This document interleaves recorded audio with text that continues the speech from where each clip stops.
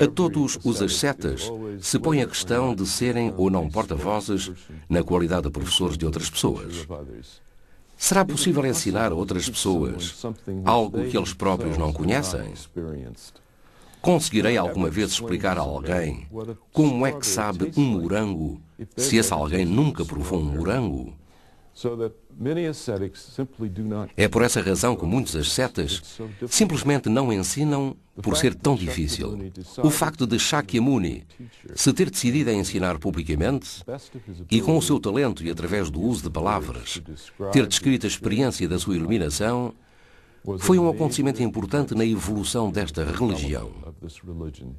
Se ele não tivesse feito o seu primeiro sermão, se ele não tivesse feito disso um acontecimento público, então, como é óbvio, o budismo não se teria transformado numa das grandes religiões do mundo. Mas ele tomou essa decisão, expressou tudo por meio de palavras, e foram essas palavras que formaram a essência da primeira escritura dos budistas. De acordo com a tradição, Buda fez o primeiro sermão no Parque dos Veados em Sarnath, na Índia, perto do que é agora Varanasi. Gautama Buda começou o sermão discutindo a nobre verdade do sofrimento, a consciência profunda e universal de que a existência humana é temporária e cheia de infortúnios. A doutrina budista é sobretudo famosa pelas 4 verdades nobres. A primeira verdade é, de um modo geral, o sofrimento. Muitas pessoas questionam-se sobre o que isto significa, porque podia parecer que o budismo é uma religião muito pessimista. Outras sugerem que esta verdade indica que a vida é insatisfatória, ou seja, tudo o que fazemos torna-se de uma maneira ou de outra insatisfatório. Posso dizer que estou cansado e sento-me.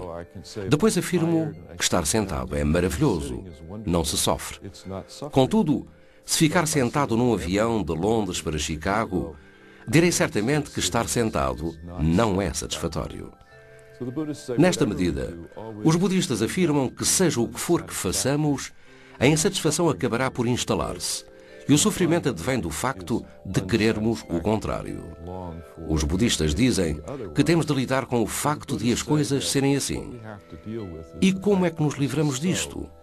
De que forma podemos determinar que é assim? Qual é a escapatória? Para os budistas, tem tudo a ver com o discernimento. Temos que saber o que realmente está a acontecer. Sendo assim, os budistas afirmam que as nossas experiências são algo que temos na nossa mente. É aí que vivemos as nossas vidas. Por isso, se eu olhar para o meu dedo, posso dizer que me dói o dedo. Mas os budistas afirmam, não, o dedo não está a doer. A dor é algo que está gravado e que é sentido na nossa mente. Eu podia amputar o dedo e esse dedo nunca mais iria sentir dor. Neste ponto apercebemos-nos de que todos os aspectos da vida são impermanentes. Temos de ver que aquilo a que chamamos o nosso ser é essencialmente irreal e que a natureza da vida é inquieta e insatisfeita. A primeira percepção que Buda teve foi a do sofrimento. De facto, quando vi isto pela primeira vez, pareceu-me muito negativo. É simplesmente um facto. Não é a negação da vida. Assim, apercebemos-nos do verdadeiro significado da vida. Quando saímos do ventre das nossas mães, começamos a chorar. A dor de ter nascido é o Dharma de ter nascido, a lei do nascimento.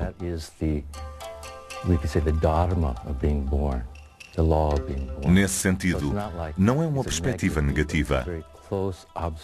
É antes uma observação muito clara de como vir ao mundo e como se preparar para a vida, para nos libertarmos do sofrimento e sabermos como lidar com ele. Os 4 restantes elementos do caminho das 8 vias podem ser agrupados na categoria da meditação. Apesar da meditação ser a libertação final do ciclo da vida e da morte, a moralidade budista não é esquecida quando meditamos. Durante o surgimento do budismo, a casta indiana mais importante era constituída pelos brahmanas. Buda proclamou um caminho de salvação que entrava em conflito com a religião bramânica em dois aspectos. Em primeiro lugar, a salvação budista não exige os rituais elaborados que faziam parte do brahmanismo. Os rituais estão associados a assuntos externos e físicos e não à natureza íntima do espírito humano. Os budistas acreditam que os rituais não conseguem tratar as verdadeiras causas do sofrimento humano e também não conduzem à salvação. Os budistas discordavam igualmente dos sacrifícios que os brahmanes ofereciam aos deuses. Estes sacrifícios exigiam a morte violenta de animais. E o budismo ensina que os seres humanos, através da morte, podem adquirir uma nova forma de aparecimento, uma existência animal como resultado de atos cruéis. A ganância, o ódio e a ignorância são a chave de tudo e enfermam todos os seres humanos até serem tratadas. As mentes pequenas e condicionadas contêm um grande ódio e ignorância. Isto deve ser reconhecido.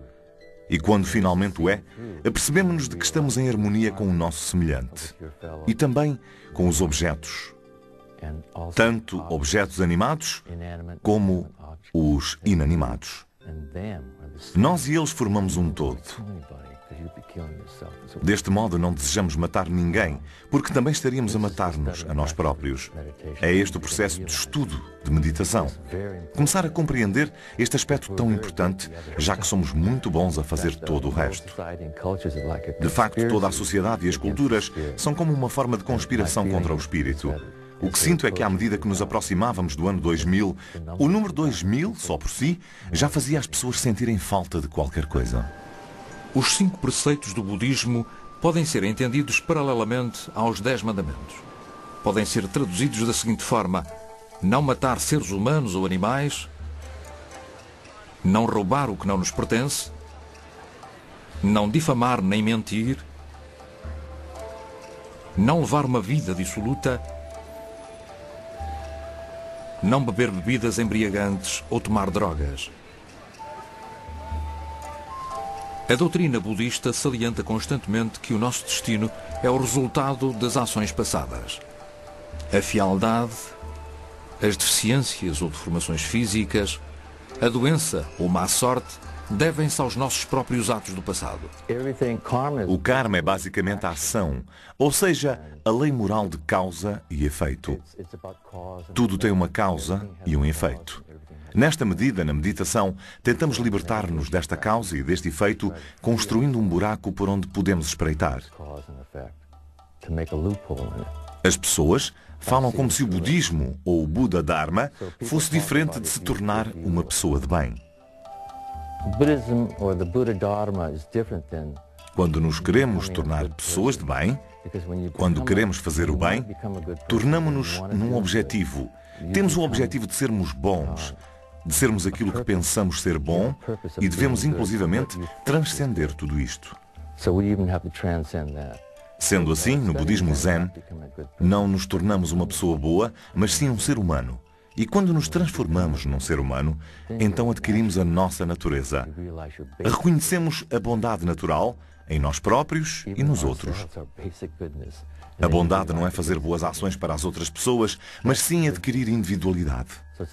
E a maior recompensa é servir os outros.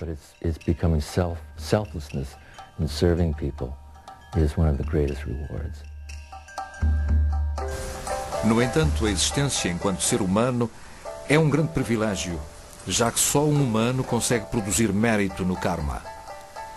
As pessoas deviam aproveitar avidamente as oportunidades únicas que lhes são apresentadas para produzir um bom karma, pois só um humano pode ascender ao nirvana.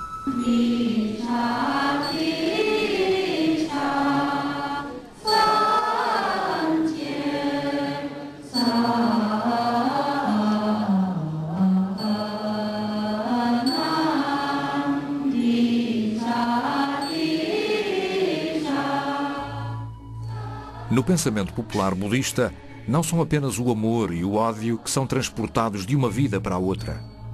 São igualmente transmitidas as características pessoais e as memórias do subconsciente. Os gênios podem subitamente surgir numa família aparentemente normal. Um casal apaixonado pode se reencontrar noutra vida. Uma criança que se pareça muito com um antepassado já falecido deve ser esse antepassado, renascido nessa forma nova. E assim sucessivamente.